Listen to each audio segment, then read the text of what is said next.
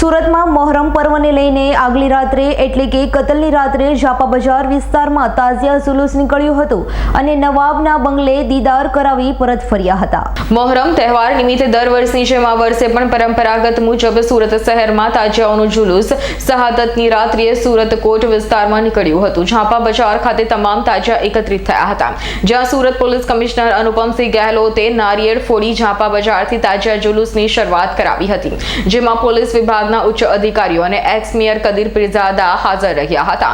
તાજિયા committee દ્વારા તમામ મહેમાનોને બુકે આપી સ્વાગત કરવામાં આવ્યું હતું અને પ્રથમ દ્વિતીય આવનાર તાજિયાઓને કપ આપી સન્માન કરવામાં આવ્યું હતું। શહાદતની રાત્રિએ તાજિયા જુલુસ ઝાપા બજારથી મોટી ટોકીઝ થઈ મુંબઈ વાડ થઈ નવાબના બંગલે નવાબવાડીએ પહોંચી ત્યાં તાજિયા દીદાર કરાવી પરત વાસફોડા પુલ થઈ પોતાની થાનક પર પહોંચ્યા હતા। શહાદતની રાત્રિએ લિંબાયત ઊન ભેસ્તાન અને રાંદેર સહિતના વિસ્તારમાં તાજિયાઓ પોતપોતાના વિસ્તારમાં જ ફરાવાયા હતા।